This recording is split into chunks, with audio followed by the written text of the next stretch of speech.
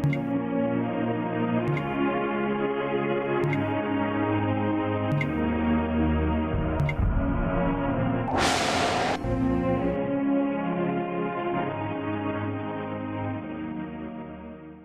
ઈસુ ખ્રિસ્તના નામમાં આપ સર્વને શાલોમ.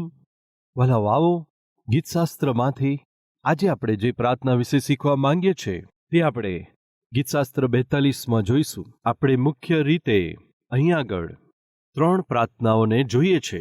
પ્રથમ છે 3જી કલમ.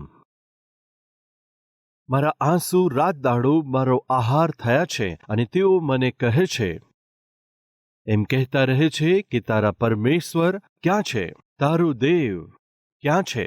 વહાલાઓ, મુખ્ય રીતે આ ગીતમાં આપણે જોઈએ છે રાત્રિના સમયે વિલાપ કરવો અને બીજું રાત્રિના સમયે પ્રશંસા કરવી અને ત્રીજું રાત્રિના સમયે પ્રાર્થના કરવી. વહાલાઓ, આ 42મું ગીત લખનારાઓના વિષયમાં ઉપર લખવામાં આવ્યું છે. મુખ્ય ગવૈયાઓને સારું, કોરાના દીકરાઓનો માસ્કિલ પરમેશ્વરનું ધ્યાન આ ગીત લખનારાઓ આપે છે. કોરવંશ શું કહે છે? રાત્રિના સમયે આંસુ સારું છું, રાતના સમયે પ્રશંસા કરું છું, રાતના સમયે પ્રાર્થના કરું છું. 8મી કલમ.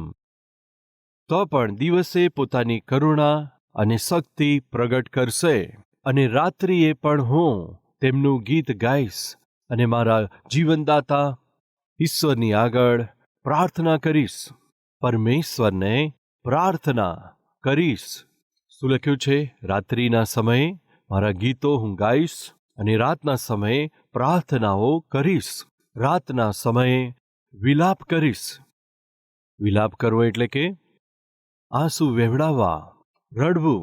આ 3 વિષયો ગીતકર્તા પ્રાર્થના કરે છે. 3 પ્રકારની છે. પહેલું છે રાત્રિના સમયે હું વિલાપ કરીશ, રાતના સમયે હું પ્રશંસા કરીશ, રાતના સમયે પ્રાર્થના કરીશ. વહાલાઓ, પહેલું છે રાત્રિના સમયે હું વિલાપ કરીશ એટલે કે રાત્રિના સમયે હું રડી રહ્યો છું. આજે આપણી મધ્ય એવું કોઈ છે? બધા સૂઈ જાય ત્યારે આંસુ પાડનારા હોય, બાળકો સૂઈ જાય ત્યારે જે રડતા હોય, પતિ સૂઈ જાય ત્યારે જે આંસુ પાડતી હોય. તમારી સાથે હોસ્ટેલમેટ સૂઈ જાય ત્યારે એકાંતમાં અથવા કોઈ ના હોય તે સમયે અથવા રાતના સમયે વિલાપ કરનારા હોય, રડતા હોય, આંસુ સારતા હોય, વિલાપ કરીને પ્રાર્થના કરતા હોય. બની શકે છે આપણી મધ્યે હોઈ શકે. આ રીતે રાતના સમયે અથવા તો સંપૂર્ણ રાતે તમે આંસુ પાડતા હોય, વિલાપ કરતા હોય. ચાહે આંસુ સારતા હો કે વિલાપ કરતા હોય, પણ તેની પાછળ કોઈના કોઈ મજબૂત કારણ જરૂરથી હશે. આજે જો તમે રાત્રિના સમયે બધા સૂઈ જાય છે ત્યારે આંસુ સારતા હોય, વિલાપ કરતા હોય, પ્રાર્થના કરતા હોય, એવા વ્યક્તિ છો તો તેની પાછળ એક મહત્વનું કારણ શું છે? અથવા તમારું દુઃખ શું છે? અહીં આગળ ગીત કરતા રાત્રિના સમયે વિલાપ કરે છે. તેનું કારણ છે. કારણ શું છે? આ વચન દ્વારા આપણને ખબર પડે છે. વાંચું છું, લોકો દિવસભર મને કહેતા હોય છે, તારા પરમેશ્વર ક્યાં છે? તારું દેવ તે ક્યાં છે? આ પ્રશ્ન એ ગીતકર્તાને ખૂબ સતાવે છે. આપણા જીવનની અંદર જે વિશ્વાસ છે તેને લીધે અને પરમેશ્વર આપણા જીવનની અંદર ભૂતકાળમાં જે કર્યું છે, અત્યારે કરે છે, તે ચમત્કારના વિષયમાં આપણી સાથેના લોકો સાથે આપણા જીવનના વિશ્વાસના વિષયમાં અથવા આપણા આત્મિક અનુભવના વિષયમાં અથવા પરમેશ્વરના ચમત્કારના વિષયમાં જ્યારે જણાવીએ છીએ, સાંભળનારા સાંભળીને કહે છે, શું એવું છે? બરાબર છે. પ્રાર્થના કરવાથી શું જવાબ મળે છે? પ્રાર્થના કરવાથી શું ચમત્કાર થશે? પ્રાર્થના કરવાથી શું મારું જીવન સુધરી જશે? પ્રાર્થના કરવા દ્વારા મારું પરિવાર બની જશે? મારા જીવનની પાપની આદતો શું મારાથી દૂર થઈ જશે? આ રીતે આપણી સાથે ઘણા સંદર્ભમાં ઉલટો પ્રશ્ન કરી શકે છે. પ્રાર્થનાનો જવાબ મળે છે. બાઇબલ આપણને એ પ્રમાણે જણાવે છે, સંકટના સમયે તું મને હાક માર, હું તને જવાબ આપીશ. આપણે જે પરમેશ્વરની આરાધના કરીએ છીએ તે જવાબ આપે છે. આપણે જેમની આરાધના કરીએ છીએ પરમેશ્વર આપણું સાંભળે છે. એટલું જ નહીં, ઉત્તર પણ આપે છે. તેમની આંખો છે અને તે જુએ છે, તેમનું મોં છે તે બોલે છે, વાત કરે છે અને તેમનું મન છે તેઓ આપણને સમજે છે. જરૂરથી ઉત્તર આપે છે. બની શકે છે તે ઉત્તર કેવી રીતે આપશે, પણ ક્યારે આપશે, તે આપણી પ્રાર્થના ઉપર અને વિશ્વાસ ઉપર તથા આપણી આવશ્યકતા ઉપર આધારિત હોય છે. તમને સ્મરણ હશે કે પરમેશ્વર આપણને 3 રીતે ઉત્તર આપે છે. પહેલું છે નો. જે તમે માંગો છો એ તમારી આવશ્યકતા નથી, એટલા માટે તમારો જવાબ છે નો. તમે જે માંગો છો જરૂરી છે, એટલે યસ. તમે જે માંગો છો તેને અત્યારે હું તમને નથી આપી શકતો, અમુક સમય પછી આપીશ. વેઇટ કરો. જ્યારે આપણે પ્રાર્થના કરીએ છીએ, ઘણીવાર જ્યારે આપણે પરમેશ્વરની ઈચ્છાની વિરોધમાં માંગીએ છીએ તો પરમેશ્વર કહે છે નો, એ તમારી આવશ્યકતા નથી, એ તમારે માટે જોખમ છે, એ તમારે માટે ભલું નથી, એ તમારે માટે મેં નથી બનાવ્યું. પરમેશ્વર ચોક્કસ નો કહેશે, અથવા તો યસ કહેશે, અથવા વેઇટ કહેશે, થોડો સમય થોભી જાઓ. તમે જે માંગી રહ્યા છો તે પ્રાપ્ત કરવા માટે થોડો સમય રાહ જોવી પડશે. શું પરમેશ્વર પ્રાર્થનાનો જવાબ આપે છે? હા, ચોક્કસ આપે છે. પણ તેમનો ઉત્તર 3 પ્રકારે હોય છે. આ 3 પ્રકારના ઉત્તરમાં કોઈ ને કોઈ એક પ્રકારનો ઉત્તર હોય છે.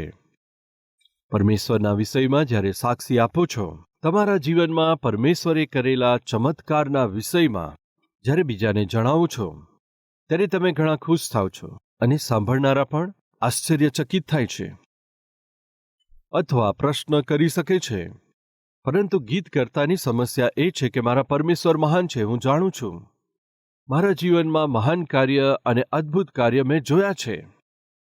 પરંતુ અત્યારે ખબર નહીં કેમ મારી સ્થિતિ તે ખૂબ જ વેરાનકારક બની ગઈ છે. ફળ વગરના વૃક્ષના જેવી બની છે, નિર્જન ભૂમિના જેવી જ બની ગઈ છે. ખબર નહીં કેમ મને એમ લાગે છે પરમેશ્વર મારાથી દૂર થયા છે. હું જે કંઈ કરું, ખબર નહીં કેમ તે સફળ થતું નથી. મારી સમસ્યાઓ રોજ વધતી જાય છે. હું મારા કષ્ટોમાં રોજ બરોજ ડૂબતો જ જાઉં છું. પ્રાર્થના કરી રહ્યો છું પણ જવાબ મળતો નથી. એક સમયે જે લોકોએ મારી સાક્ષી સાંભળી હતી તેઓ આજે મને પ્રશ્ન કરે છે કે તારો દેવ ક્યાં છે? તમે તમારા પરમેશ્વર વિશે કહ્યું છે, તે દેવ ક્યાં છે? તે ચમત્કાર કરે છે એમ તમે કહ્યું હતું, તે દેવ ક્યાં છે? આજે તમને પોતાને સંતાન નથી. લગ્ન પહેલા તમે ઘણી સાક્ષી આપી છે. અમારા સંબંધીઓમાં લગ્ન થયું 15 વર્ષ સુધી તેમને કોઈ સંતાન નહોતું.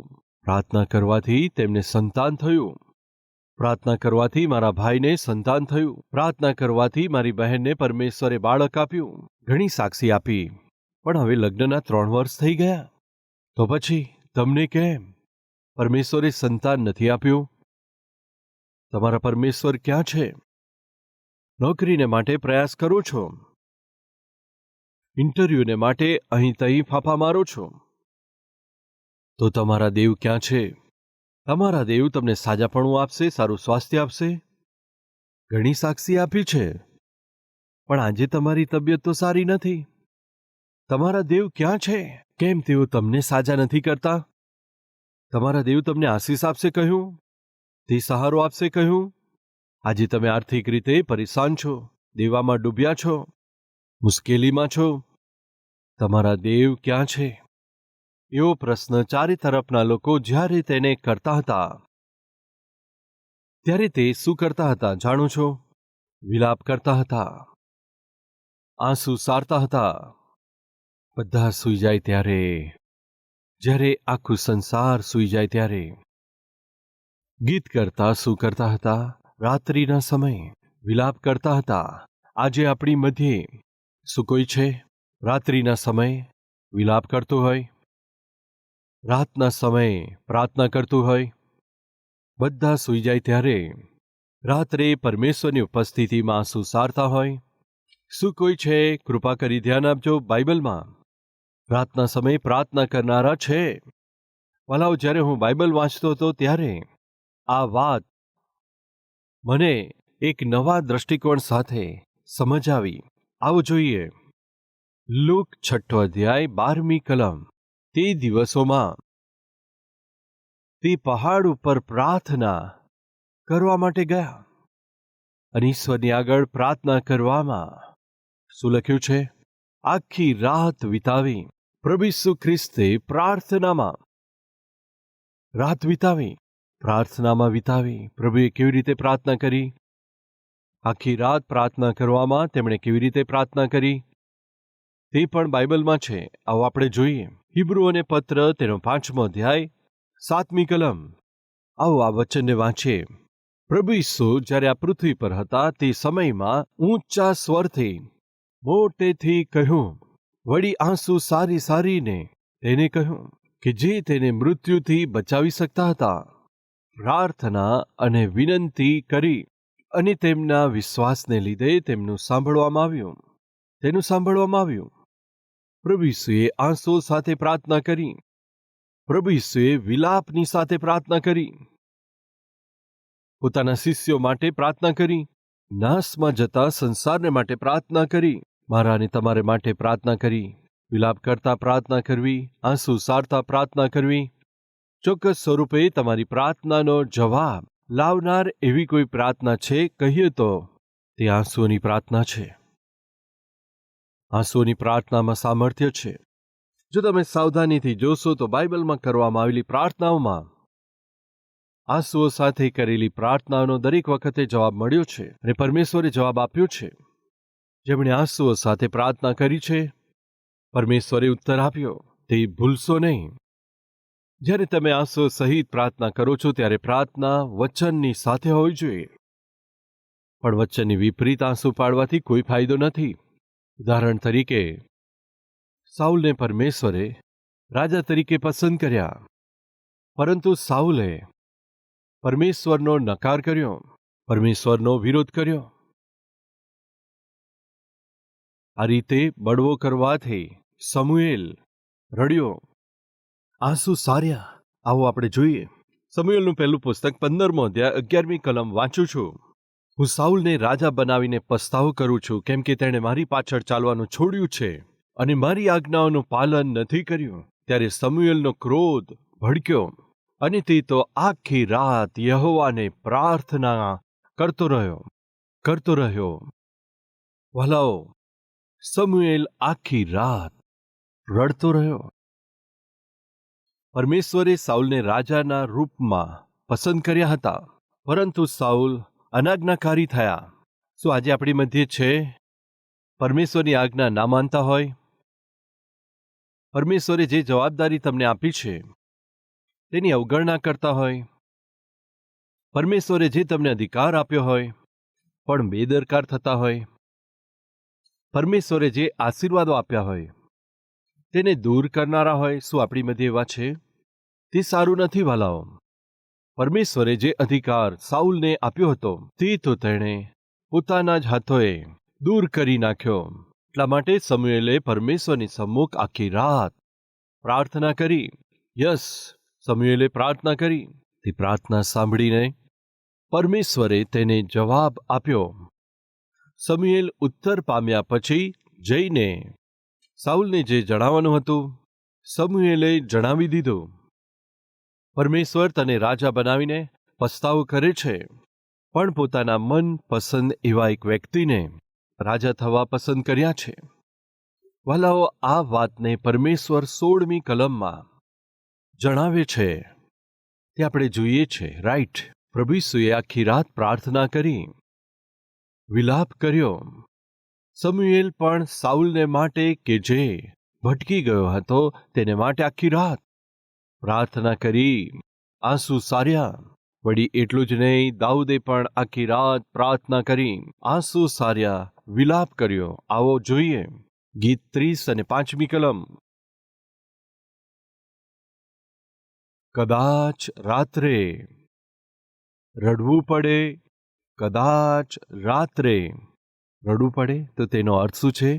જો આખી રાત હું રડું તો પણ સવાર થતાં જ પરમેશ્વર શું કરશે? આનંદ પ્રદાન કરશે. હું આખી રાત રડ્યો. વાલાઓ, બાઇબલમાં આ સમયે જેઓ રાત્રે રડ્યા અને રાત્રે વિલાપ કર્યો તેમના વિષયમાં હું જણાવતો આવું છું. પ્રભુ ઈસુએ આખી રાત પ્રાર્થના કરી. સમુએલે પણ આખી રાત પ્રાર્થના કરી. દાઉદે પણ આખી રાત પ્રાર્થના કરી. રાત્રિના દરેક પહોરે આરંભમાં ઉઠીને પુકાર કર, યર્મિયાના વિલાપના પુસ્તકમાં પરમેશ્વરે કહ્યું છે. આપણે જોઈએ છે કોરા વંશના દીકરાઓએ લખેલા આ ગીતમાં આખી રાત પ્રાર્થના કરવાનું કારણ જાણો છો? લોકો પ્રશ્ન કરે છે કે તારો દેવ ક્યાં છે? આશ્ચર્ય કાર્ય, અદ્ભુત કાર્ય કરનારા તારો દેવ ક્યાં છે? વાલાઓ, ગીત કરતા કહે છે લોકો મને પ્રશ્ન કરે છે પણ મારી પાસે જવાબ નથી, ઉત્તર નથી. એટલા માટે આંસુ સારીને હું રડું છું. આજે આપણી મધ્યે એવું કોઈ છે? મારી ચારે તરફના લોકો મને પ્રશ્ન કરે છે, મારા વિશ્વાસ પર પ્રશ્ન કરે છે, પરમેશ્વર પ્રત્યેના મારા ભરોસા પર પ્રશ્ન કરે છે, મારી ભક્તિ પર પ્રશ્ન કરે છે, મારા પરમેશ્વર પર પ્રશ્ન કરે છે. એટલા માટે હું આંસુઓની સાથે પ્રાર્થના કરું છું. વાલાઓ, ધ્યાનથી સાંભળો. રાત્રે આપણે આંસુઓ સાથે પ્રાર્થના કરીશું તો ચોક્કસ પરમેશ્વર જવાબ આપશે. મેં તમને જણાવ્યું ને, સમુએલે આખી રાત પ્રાર્થના કરી, પરંતુ સાઉલે તો પરમેશ્વરની વિરુદ્ધમાં કામ કર્યું અને અનાજ્ઞાકારી બન્યો. વાલાઓ, જો સાઉલે સમુએલની પ્રાર્થનાને સમજી લીધી હોત તો તેણે પોતાનું જીવન સુધારી લીધું હોત.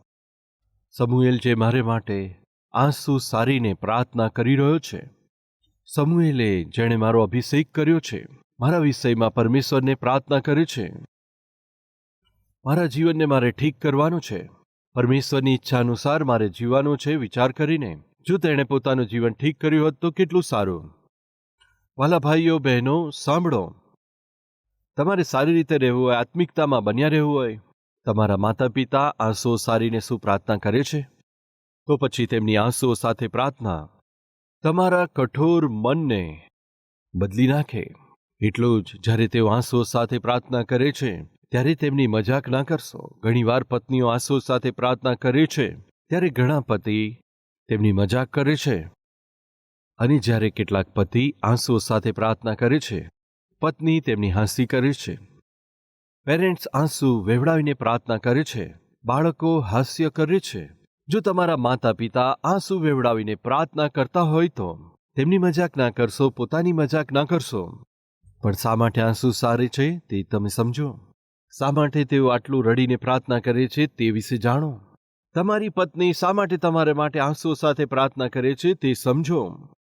તમારા દારૂ પીવાને લીધે, નશાને લીધે, કે પછી જવાબદારી વગરનું જીવન જીવવાને કારણે હોઈ શકે. જો તમારી પત્ની તમારા માટે પ્રાર્થના કરે છે તો તમારું જીવન બદલી નાખો. એ જરૂરી છે. તમે તેને દુઃખ ના પહોંચાડશો, તેને મારવાનો પ્રયાસ ન કરશો. વાલાઓ, તે દિવસે સમુએલે ખૂબ જ વેદના સાથે આખી રાત પ્રાર્થના કરી.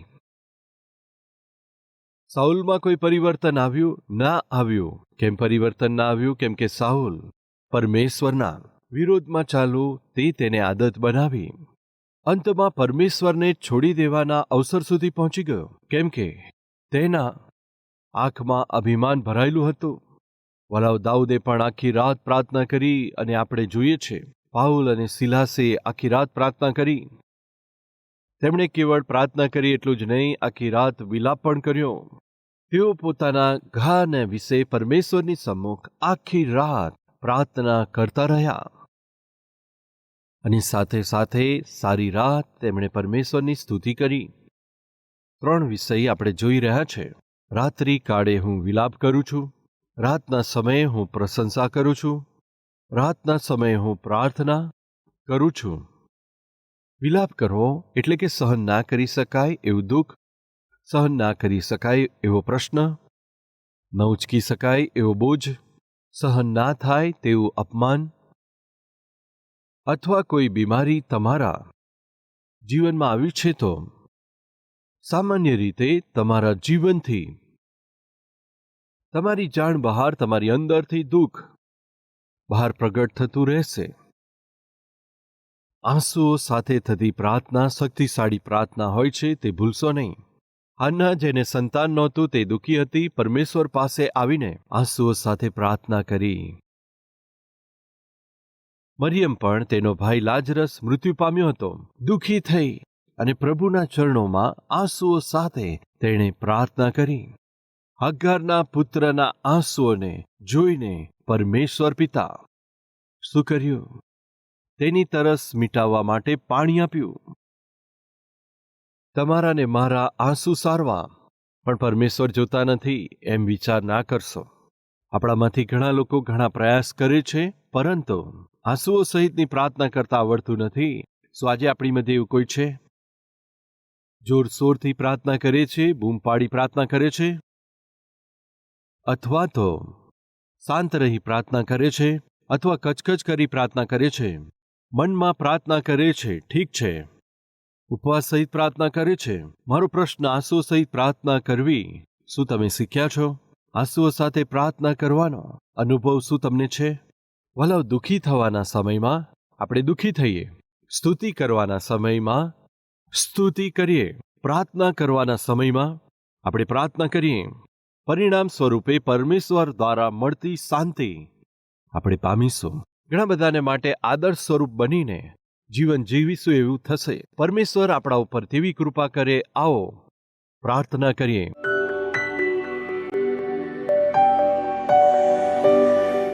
મહાન પવિત્ર પ્રેમી પરમેશ્વર પિતા, ઘણા બધા સંદર્ભમાં અમારા જીવનના કષ્ટોને જોઈને, દુઃખ તકલીફોને જોઈને, રોગો બીમારીને જોઈને શૈતાન અને શૈતાનના લોકો કહે છે, તમારા પરમેશ્વર ક્યાં છે? ઉપવાસ સહિત તમે પ્રાર્થના કરો છો ને? તમે તો આંસુઓ સાથે પ્રાર્થના કરો છો? હંમેશા પ્રભુની ઉપસ્થિતિમાં જવા માટે તૈયાર હોવ છો? વિશ્વાસુ થઈને ભેટ અને દશાંશ આપો છો? સુવાર્તા માટે સહાયતા કરો છો? તમારા પરમેશ્વર ક્યાં છે? ઘણી વાર શૈતાન અને શૈતાનના લોકો જ્યારે આ પ્રશ્ન કરે છે, ઉત્તર શું આપવો છે તે ન જાણીને, ઉત્તર ન આપવાને કારણે અમે ઘણીવાર રડ્યા છે પિતા. પરંતુ એક વાત સત્ય છે, જે તમને પ્રેમ કરે છે તેમને માટે તો સર્વ વાતો સાથે મળી ભલાઈ ઉત્પન્ન કરે છે. એટલે કે તેમના જ માટે કે જેઓ તેમની ઈચ્છા અનુસાર તેડાયેલા છે. એ સત્ય છે. તમને માર્ગ ના સૂચતો હોય એવી રીતે વિપરીત પરિસ્થિતિઓમાંથી જો આપણે પસાર થવું પડે તો તમારી તરફ જોતા તમને આધાર બનાવીને અમારા જીવનમાં પરમેશ્વરે એવી સ્થિતિ આવવા દીધી છે, તો તેની પાછળ ચોક્કસ સ્વરૂપે પરમેશ્વરની મહાન યોજના છે એમ ભરોસો કરીને આગળ વધીશ. પરમેશ્વર પર કદી શંકા નહીં કરું, પરમેશ્વરને પ્રશ્ન નહીં કરું, ના કદી નિરાશ થઈશ, ના કદી હતાશ થઈશ, અવિશ્વાસને સ્થાન નહીં આપું, પણ વિશ્વાસ કરીશ, મારા પરમેશ્વર પર વિશ્વાસ કરીશ. તેઓ મને જવાબ આપે ત્યાં સુધી ભરોસો રાખીશ. મને જવાબ મળ્યા પછી હું તેમની સ્તુતિ કરીશ, પ્રાર્થનાના જીવનને હું આગળ વધારીશ. એ મારો નિર્ણય છે. પ્રભુ, એ રીતે જેટલા લોકો પોતાનું જીવન તમને અર્પણ કરતા જે હાલમાં છે તે જ હાલમાં પોતાના જીવનના દરેક બોજને, પિતા પોતાની જવાબદારીને જે તમારા હાથમાં સોંપે છે તેને ગ્રહણ કરજો, તેને આશીષ આપજો. પ્રભુ ઈસુના નામમાં માંગીએ છે પિતા, આમીન.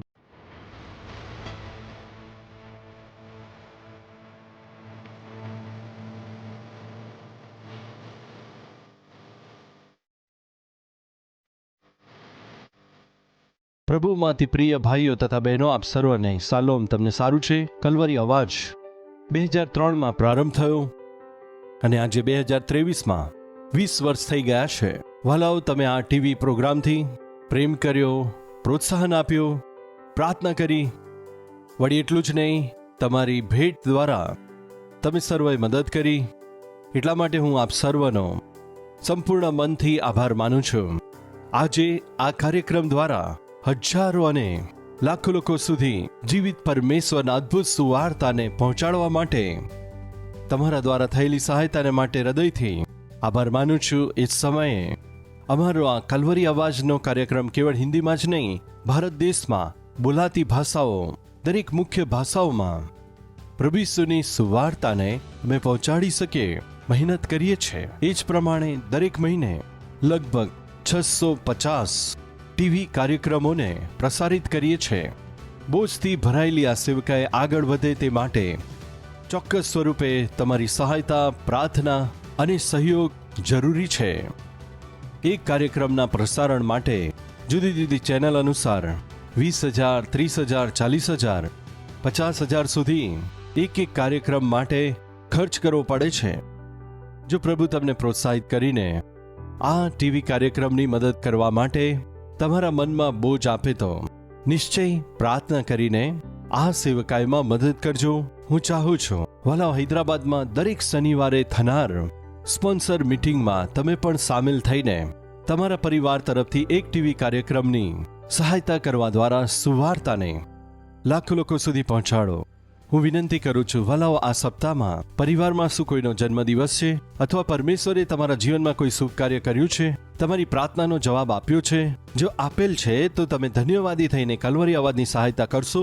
અથવા પરમેશ્વરે સંતાનનો આશીષ આપ્યો, તેમનું નામકરણ કરવાનું હોય, અક્ષર અભ્યાસ કરવાનો હોય, મોં મીઠું કરાવવાનું હોય, આ શુભ કાર્યોમાં મારા હાથો દ્વારા જો તમારા બાળકોના જીવનમાં કરાવવાની આશા રાખો છો, શનિવારે કલ્વરી અવાજ ટીવી કાર્યક્રમની સહાયતા કરીને તમારા જીવનના શુભ કાર્યોને મારી સાથે સેલિબ્રેટ કરવા માટે આપ સર્વને હું પ્રેમથી આહ્વાન આપું છું. એટલે કે મારા પરિશ્રમમાં તમે પણ સહભાગી થઈ જાઓ અને સુવાર્તાને વહેંચો અને તમારી ખુશીમાં હું સહભાગી થાઉં. તમારી ખુશીને સંપૂર્ણતા મળે. મનથી પ્રાર્થના કરતા આ અદ્ભુત પરમેશ્વરની સુવાર્તાને સંસાર સુધી પહોંચાડવાની સેવામાં તમારી પ્રાર્થના અને પ્રોત્સાહનની અપેક્ષા રાખતા પ્રભુમાં આપના પ્રિય સતીશ કુમાર.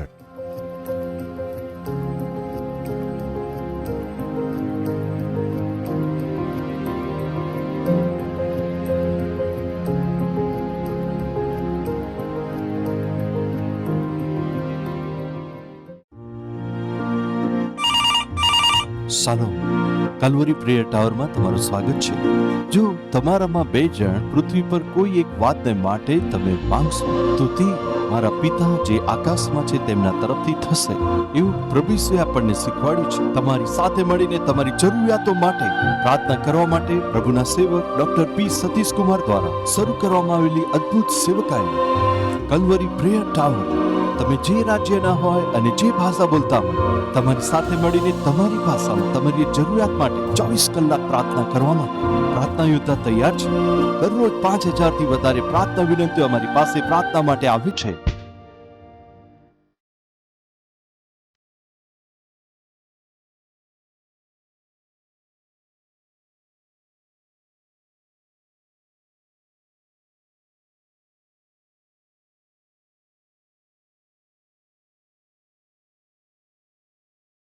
પ્રભુના સેવક પ્રાર્થના કરે છે, પ્રાર્થના યોદ્ધા પ્રાર્થના કરે છે, આખી મંડળી સાથે પ્રાર્થના કરે છે અને પ્રભુ અદ્ભુત કાર્ય કરે છે.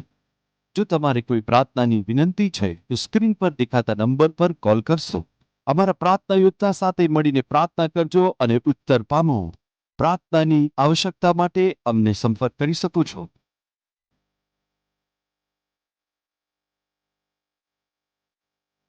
સર્વને ઉદ્ધારની તક મળે માટે 17 ભાષામાં પ્રભુના સેવક વચન સંભળાવે છે અને પ્રાર્થના કરે છે. જેમ વચન કહે છે, દરરોજ તેમના ઉદ્ધારની